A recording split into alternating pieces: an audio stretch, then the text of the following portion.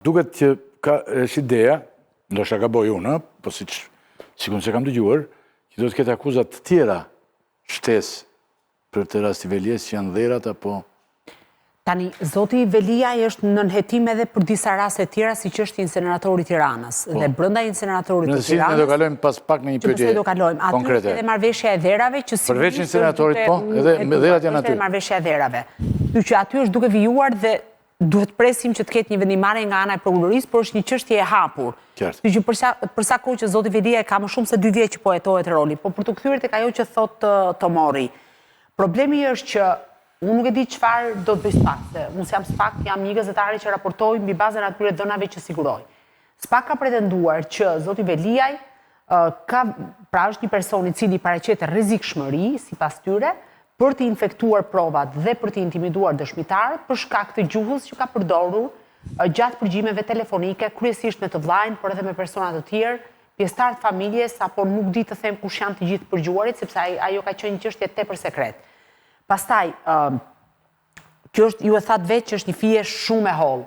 Dikush vërtet mund ta besojë atë gjë çfarë ka shkruar. Kështu që unë nuk besoj që SPAK-u mund të na detyrojë ne apo të na tregojë mënyrën se si ne duhet të sillemi. Problemi është që nëse provohet shkak pasojë, pra nëse provohet që zoti Veliaj ka urdhëruar të bëhet një lajm i rrem ose të vihet nën presion një gjyqtar apo një prokuror, kjo është vepër penale dhe patjetër ka edhe bashkëpunëtor. Kështu që unë nuk jam në gjendje ta ndaj sot. Pardje, në sallën e gjyqit, prokurorët kanë dërguar në tavolinën e gjyqtarit Engert Plumbi minimalisht 90 faqe përgjime, dhe mund të ketë qindra të tjera që nuk janë zbardhur ende, dhe kanë pretenduar që zoti Veliaj ka tentuar të devijojë të vërtetën asaj çfarë thuhet në dosje dhe të ketë target sulmi gjyqtar dhe prokuror. E para, e dyta ka pasur një gjuhë jo normale, pra kërcënuese ndaj disa zyrtarëve dhe për shembull konkretisht ndaj drejtorisë përgjithshme të burgjeve, që ka urdhëruar kontroll në qelinë e tij dhe në gjithë sektorin ku ai mbahet i izoluar. Kështu që qëllimi kryesor, me sa unë kam kuptuar, se SPAK nuk mund të ndërhyjë, mendoj, në punën e medias, pra duhet ta ndaj shapin nga sheqeri dhe të ndaj atë vijën e holl, pra atë çfarë një gazetar beson vërtet dhe që e bën për parim dhe që e bën për atë çfarë realisht ka parimet e tij, ka etikën profesionale e tjera me radhë, dhe gjë tjetër pastaj kur hyn interesat në mes. Pra unë nuk jam gjendje të them që çfarë do të bëj SPAK me këtë pjesë. Ama nga ana tjetër, di të them që përgjimet janë aty, qëllimi kryesor ka qenë sipas prokurorëve të qëndroj prapa hekurave zoti Veliaj, sepse dalja e tij mund të rrezikonte procesin hetimor në vijim. Pra kjo ka qenë aja e gjës. Pastaj rrugës mund të dalë që të gjenden prova, jo vetëm për zotin Veliaj prova të reja, por edhe për shumë personazhe që e rrethojnë. Dhe avokati mund të ndihmojë më pas se si hetimi mund të nxjerrë gjëra që ne mbase nuk i mendojmë fare. Ata kanë dorëzuar edhe fatura të reja, edhe transaksione bankare, edhe dokumenta dhe fatura, më falni, kontratat të firmosura nga kompanitë ajo Laxozës, pra që sipas SPAK kontrollohen direkt apo në mënyrë të tërthort nga ana e saj. Kështu që mund të dalin të dhëna të reja, por sigurisht ajo çfarë mua më shqetëson është që ne kemi konstatuar, ne të gjithë që jemi këtu, po besoj edhe publiku, që ka patur media të tëra, që kanë patur një gjuhë të kërcënuese ndaj gjyqtarëve dhe prokurorëve dhe gazetarëve po deshe, dhe ndaj gazetarëve, që është një gjuhë e papranueshme në këndvështrimin tim, sepse nëse ka prova dhe fakte për një gazetar apo për këdo në këtë vend, patjetër që gazetari duhet të bëj punën e vet, por të marrësh dhe të nxjerrësh fotot e fëmijëve të gjyqtarëve, prokurorëve etj me radhë, mua s'më duket normale, pra nuk më duket gazetari. Kështu e shikoj unë, mbase unë jam e gabuar. Patjetër që SPAK nuk ka monopolin e të vërtetës dhe siç e thash, të gjithë ne këtu kemi çështja është që të gjithë këto lajme editoriale, analiza që janë bërë në media janë nisur sepse këtë bindje dhe këtë këndvështrim ka gazetari apo sepse ai është paguar me qëllim shantazhimin e njerëzve të drejtësisë. Nëse ke provuar që është bërë me pagesë për të shantazhuar njerëzit e drejtësisë, nuk do ngresh, nuk do mbash vetëm Veliajin aty. Po, patjetër.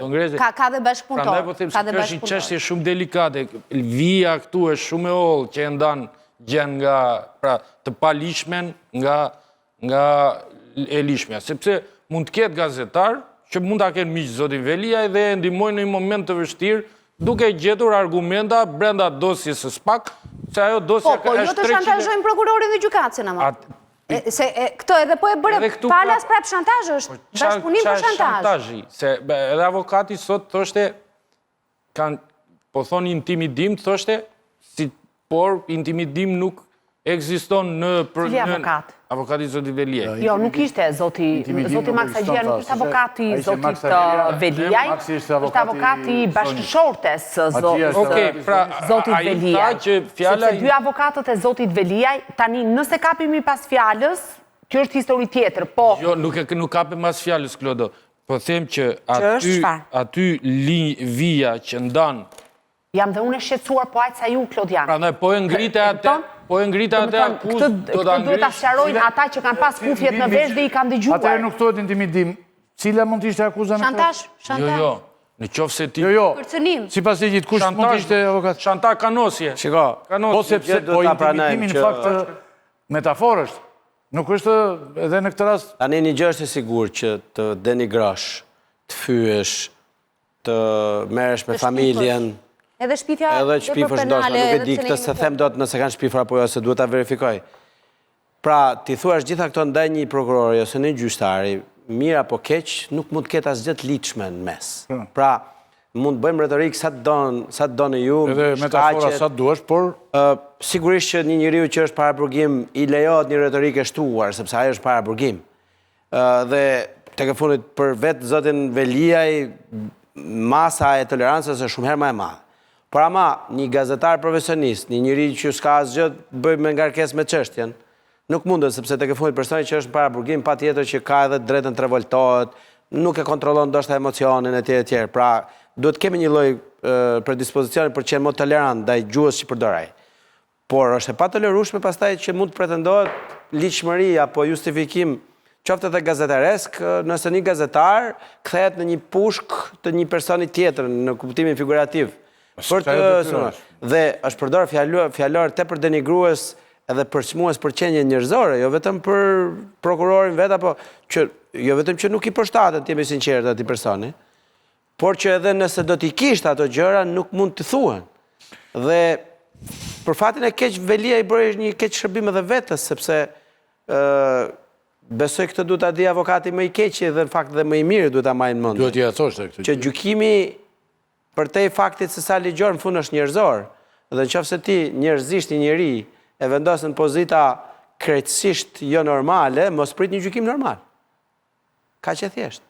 Avokat. Jo, zoti Veliaj ka drejt, nëse më lejon, Ylli, zoti Veliaj ka të drejtë të mbrohet dhe patjetër nëse ka prova dhe fakte ndaj prokurorit apo gjykatëve që inkriminojnë, ai duhet shkojë të adresojë në institucione, po jo të përdor ndaj prokurorit epitete apo terma fyes, kanosës, ofenduese të tjera me radhë. Do më thënë, ne kemi parë, për gjatë ditëve... Mund kemi një lloj tolerancë më të madhe se sa... Po si do që të jetë toleranca, nuk ka pasur tolerancë në rastin konkret. Të tre njerëzit e politikës Ylli që janë... Dëgjoj... Do të një sekundë, pyetje. Në përgjimet që janë dorëzuar në gjykat, në dijenin time, nuk marr përsipër të flas për ato të cilat nuk janë zbardhur, por ato që janë dorëzuar në gjykat, bëhet fjalë për një pagesë, vetëm për një pagesë që i referohet avokatit amerikan. Vetëm për një pagesë flitet. Por unë nuk jam në gjendje të them nëse ka tek pjesa e pasbardhur, sepse unë nuk marr përsipër kufjet i ka patur në vesh oficeri i BKH-s. Dhe vetëm ai bashkë me prokurorin mund të jenë në gjendje të japi një shpjegim në lidhje me këtë.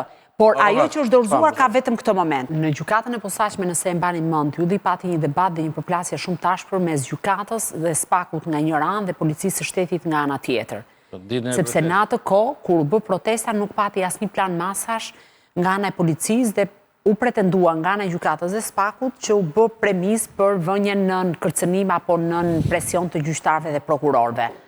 Po të shikoj gjatë këtyre 3 ditëve dhe të dile nga ajo që ne i themi ana e burgut, pra nga hyrja kryesore ku zoti Veliaj u shoqërua me furgonin e policisë, kishte një plan të detajuar masash, pra vetëm për të kaluar, nëse mund ta them ose për të parakaluar furgonin që transportonte zotin Veliaj, kishte 10 punonjës të policisë të cilët ishin vendosur kordon përpara gjykatës posaçme dhe prokurorisë posaçme. Pra kishte një ndryshim të kursit. Nëse në momentet e para policia la të zhvillojë protesta, madje dhe rrugën e hapte polici bashkiak se nuk ishte gjykundi policia e shtetit në atë kohë, 3 ditët e fundit, pra në 3 seancat radhasi, policia e shtetit kishte zbarkuar e gjitha përpara gjykatës posaçme.